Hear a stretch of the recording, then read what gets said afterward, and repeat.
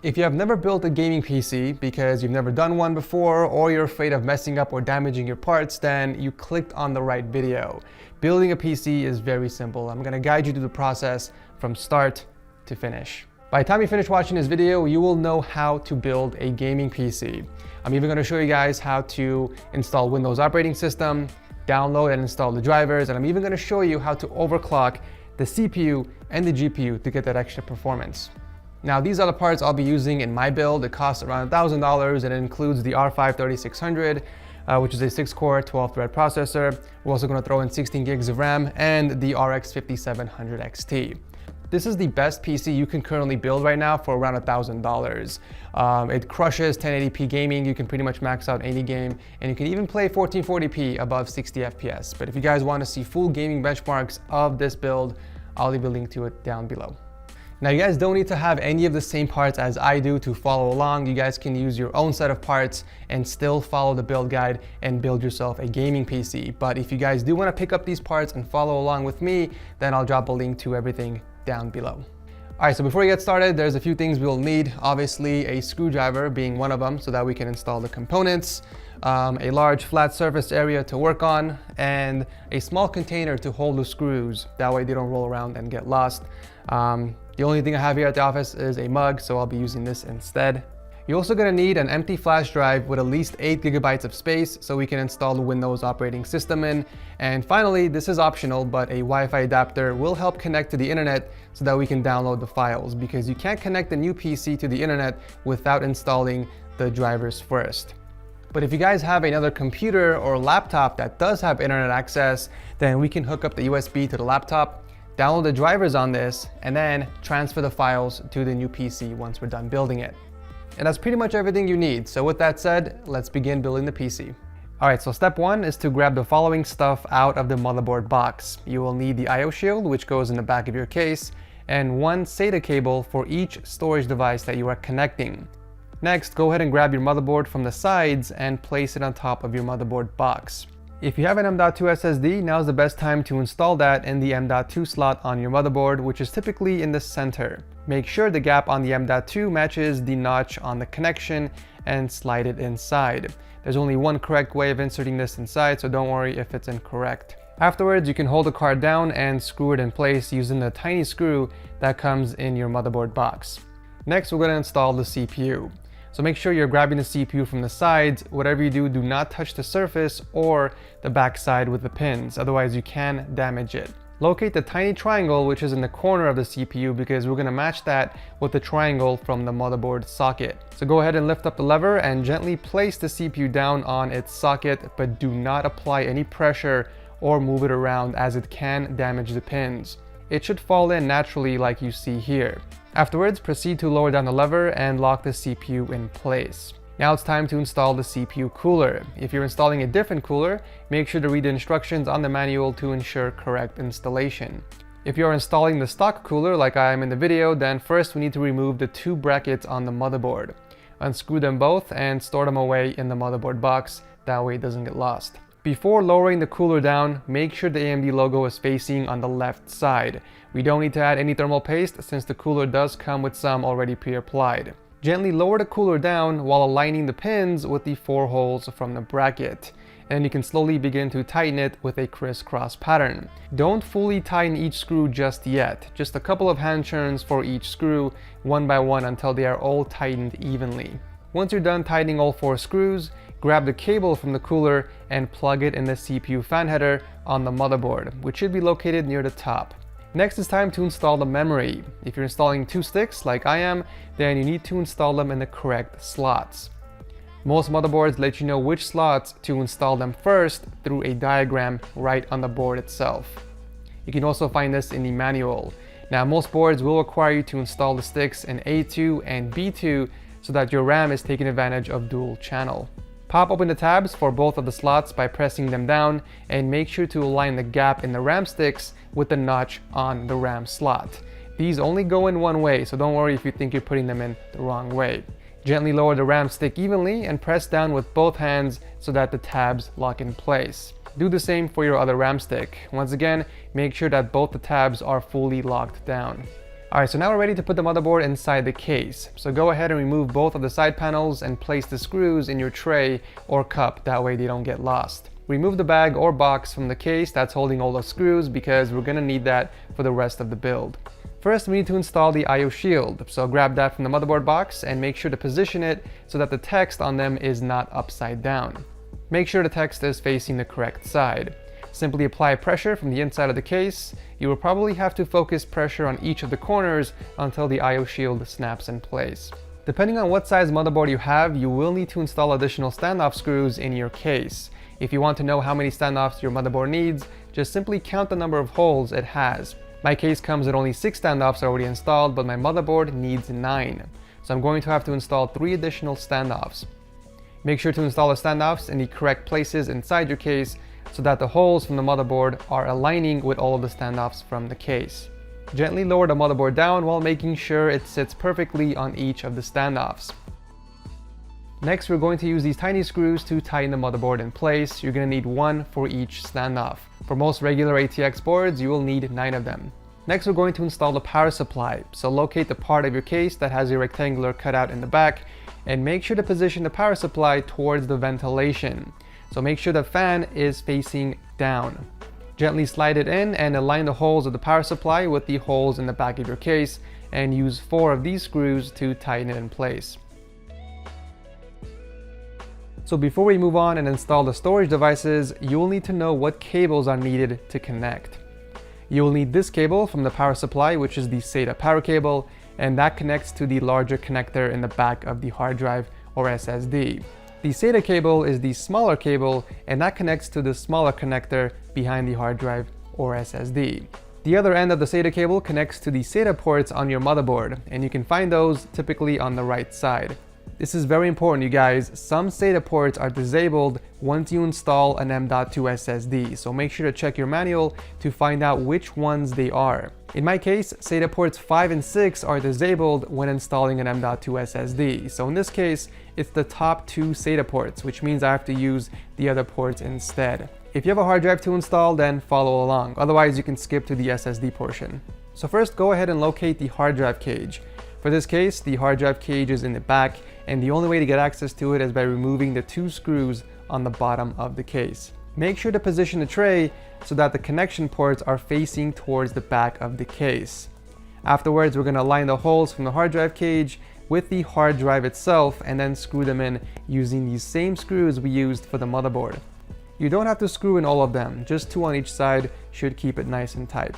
Now, if you have an SSD, the process is very similar, but first you need to figure out where you want to install it. This case has an SSD tray in the back and 1 more tray in the front. I decided to install it in the front so that the PC doesn't look weird with an empty SSD tray. So go ahead and remove the thumb screw for the tray and position the SSD with the connectors facing the back once again. There are 2 ways of securing the SSD, either installing the screws from the side or from the back. It doesn't matter which way you do it as long as the SSD is secured to the tray. Before we slide the tray back in the case, make sure to pull out the cables needed from the hole in the back so it's easier to hook them up. Remember, we need 1 SATA power cable from the power supply and 1 SATA data cable that comes with the motherboard. Proceed to hook them up in the back of the SSD, and then you can slide the SSD back in the case and tighten it with the thumb screw. Now it's time to install the fans in your case. Now, if you're planning on keeping the fan in the back, then you can leave it in the case, but if you have a different set of fans that you want to use, that way they all match together, then you can go ahead and remove it. Before we continue, we do need to figure out what fan configuration works best for your case. I always recommend adding at least 2 fans in the front for intake and at least 1 fan as exhaust, either in the top or the back of the case. Doing so will help keep a positive airflow in your case and will help cool the components down. Obviously, I recommend going with a 4-fan configuration like I am. That way you can put 2 fans as intake in the front and then 2 as exhaust on the top and back. Take this time to install all of your case fans. Remove any part of the case that you need in order to access the mounting bracket. For this case, we had to remove the front cover by pulling it off and also the dust filter from the top. Each fan requires 4 of these screws to mount them in your case. Make sure to position the fans in a way where the cable is facing towards the back of the case. That way you can easily route them in the back and keep it hidden from view. For the exhaust fans, you will need to screw them in from the outside of your case. So make sure the fans are facing the correct position and use your other hand to hold it in place while you screw it in. If you have any RGB strips, now's a good time to put those in the case as well. I do have 2 of them that came with the fans, so I placed one on the top closer to the side panel and the other strip in the back. If you're using any extension cables, now's the time to connect those to the existing power supply cables. And these only plug in one correct way, so don't worry about connecting them the wrong way. Just match the extensions with the corresponding power supply cables. It's very simple. Now let's plug the cables into the motherboard. We're going to start off with the 24-pin cable, which looks like this. We're going to go ahead and route it behind the case and plug it into the 24-pin socket right on the motherboard. It's very important to make sure that the cable is fully seated. If it's not, your PC won't turn on. Next cable is to power the CPU socket, and this one plugs in the 8-pin socket on the top left of your motherboard. Some lower-end motherboards only have a 4-pin socket instead of 8. In that case, just plug in the 4-pin cable instead. If your case has a USB 3 port in the front panel, then you should have a cable like this with a blue tip. This connects to the JUSB 3 header on your motherboard, and this is always on the edge of the motherboard, either on the right side or way on the bottom. Be very careful when installing this cable so that you don't bend any of the pins inside the motherboard. Next, let's install the cable that says USB, that way we can power the rest of the USB ports from the case. This plugs into any USB header on your motherboard labeled JUSB. If you have more than one, it's usually labeled JUSB 1 or JUSB 2, and so on. It doesn't matter which one you plug this in. Next cable is the one that's labeled HD audio, and this is to give power to the audio ports in the front of the case. This plugs into the header labeled JAUD1, which is usually on the bottom left side of the motherboard. We have to give power to the RGB lighting in the front of the case, so grab the male SATA power cable that's connected to the case and plug this into the female SATA cable from the power supply. If you're using a different case that doesn't have this cable, then you can skip this step. While we're connecting SATA power cables, make sure that all your storage devices have power. If you didn't connect them earlier in the video, then make sure your hard drive or SSDs are connected via SATA power cable. These next set of cables are for the front panel connector of your case. There are usually 5 different cables that you see here. Some cases don't have all 5 and instead have 3 or 4. These cables connect to the JFP1 header on your motherboard, which is typically on the bottom. Now pay attention, you guys. This header has 4 pins on the top row and 5 pins on the bottom row. And it's important that you connect these the right way, otherwise you will have problems turning on your PC. The smaller cables go in the first row on the top. The power LED plus goes in the first pin, and the power LED minus goes right next to that. The power SW cable plugs next to those in pins number 3 and 4, and it doesn't matter which way you plug these cables in, by the way. The HDD LED plugs into the first and second pins on the bottom row, and the reset switch plugs right next to that in pins number 3 and 4. However, make sure that the words for HDD LED are facing down, just like in the video. And finally, we can go ahead and plug in all the fans. These cables plug directly into your fan headers on the motherboard, and they usually have 4 pins, and it could be labeled any of the following. Now, if you're using the same LED fans as I am in this build, then just connect the fans and RGB strips to the hub that came with it. The fans plug into the fan slots, and the RGB strips plug into the LED slots. Of course, we gotta give power to this device. There is a tiny Molex cable that comes with the hub, so once you plug in one end to the hub, grab the other end, which looks like this, and plug it into the male Molex connector from your power supply. All this does is give power to the hub, which will then power on the fans and the RGB strips. If you're not using the same fans, then you can skip this step. So this is what your PC should look like so far. Everything is connected and ready to go. You can take this time to cable manage if necessary, since you now know where all the cables connect. You can disconnect and route them in a better path so that your build looks very clean. The last step is to plug in your graphics card, but we need to install it in the top PCI slot to get the most performance out of your GPU. So go ahead and remove the 2 corresponding PCI brackets in the back of the case.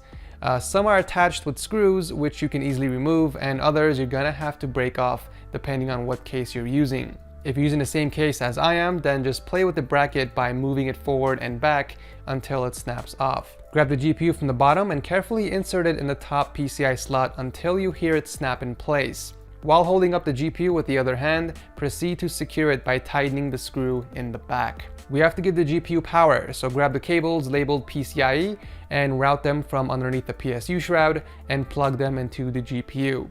Different GPUs require different PCI cables, so count the number of holes your GPU has and match them with the appropriate PCI cable from your power supply. For my graphics card, I need an 8-pin and a 6-pin PCI cable to power it. So after you plug those in, you have officially finished building your gaming PC. The only thing left to do is install Windows, download the drivers, and overclock your system, and you'll be ready to game in no time. To install Windows, you'll need a flash drive with at least 8 GB of space and a computer with internet access. Plug in your USB drive and visit the Microsoft website, which I will link below. Once you're here, click on the download tool now, and once it's finished downloading, launch the program and accept the license terms. On the first page, we're going to select the second option to create installation media and then hit next. Make sure the language and architecture is correct and then hit next again. On this page, we're going to select USB flash drive, and on the next page, we're going to select the flash drive that you plugged in. This next part takes anywhere from 10 to 30 minutes depending on your internet connection. So once the files are downloaded to the USB drive, you can hit finish and remove the drive from your PC. Take the power cable that came with the power supply and plug it in the back of your PC and flip the switch so that the straight line is selected. You can also plug in your keyboard and mouse and connect your monitor to the back of your graphics card with an HDMI cable instead of a display cable, at least until we install the drivers.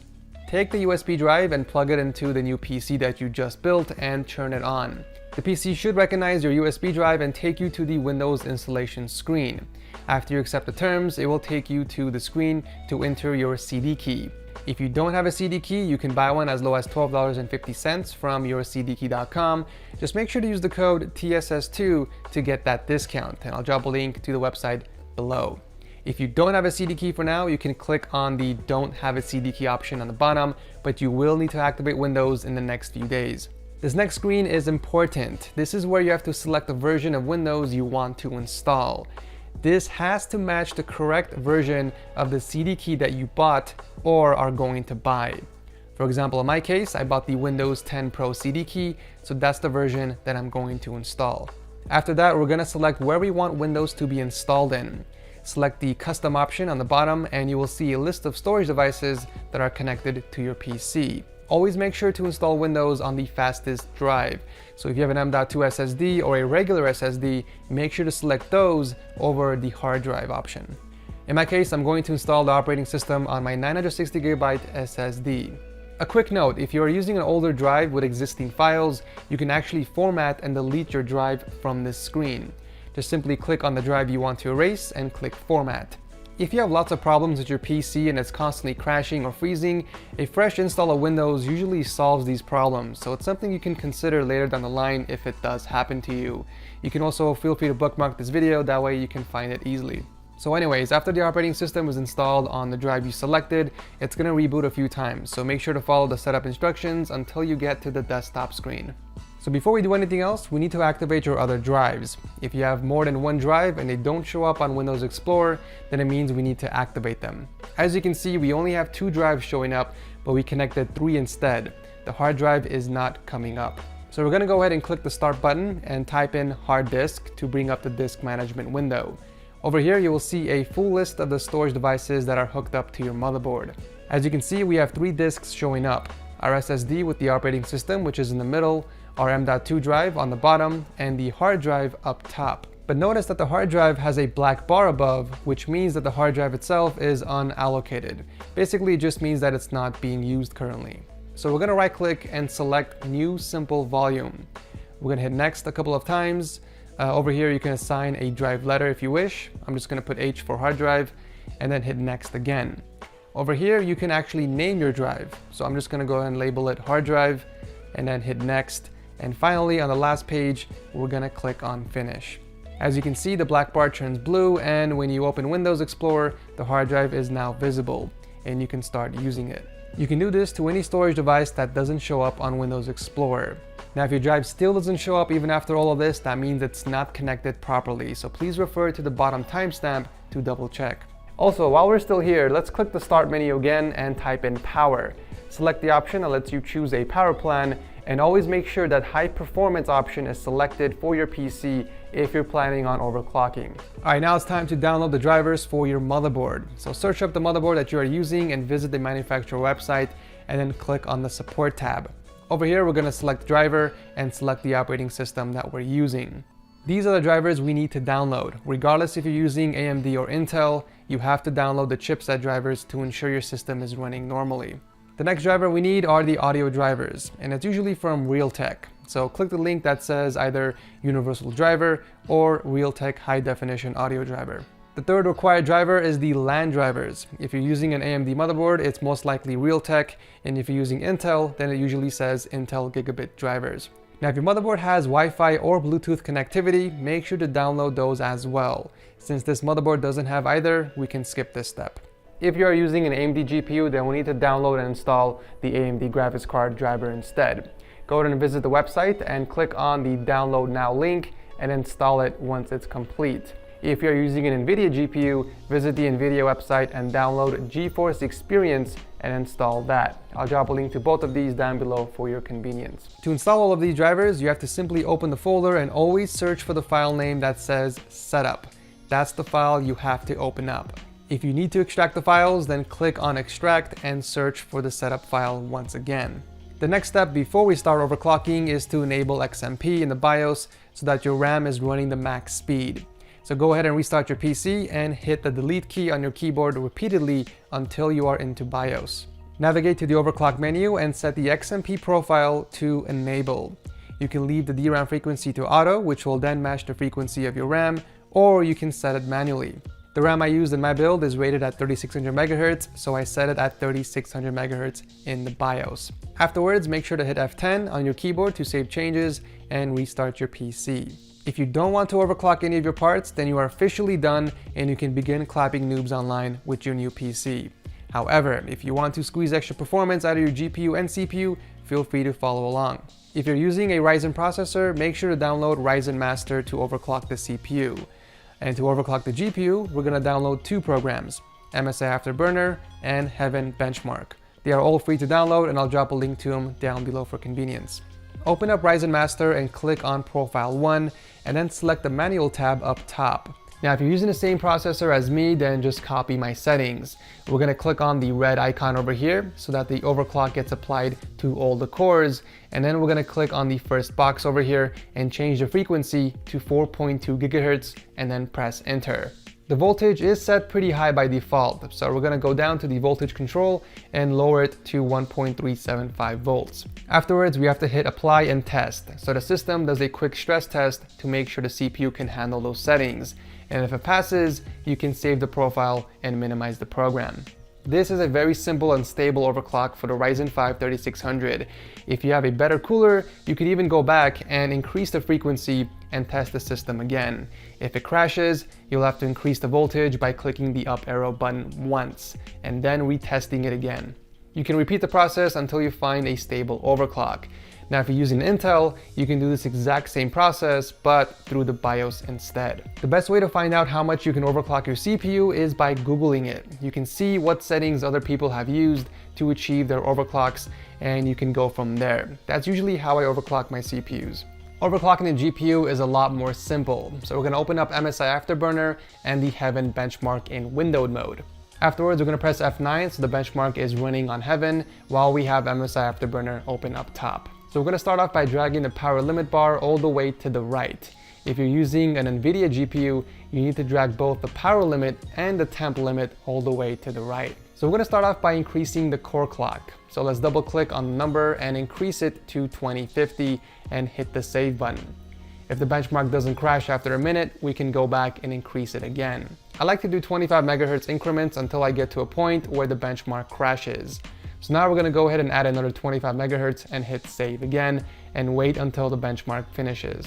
I know for a fact that I can reach up to 2100 MHz on this GPU because I tested it already. Anything past that and it becomes unstable. So I'm going to keep the core clock at 2100 MHz and move down to the memory clock. The same exact concept applies here. Increase it by 25 MHz until you get to a point where the benchmark crashes. Sadly, I was only able to add 25 MHz on the memory, coming from 875 to an even 900 MHz. Your GPU will vary, especially if you're using an NVIDIA GPU, because those tend to overclock a lot more on the memory clock.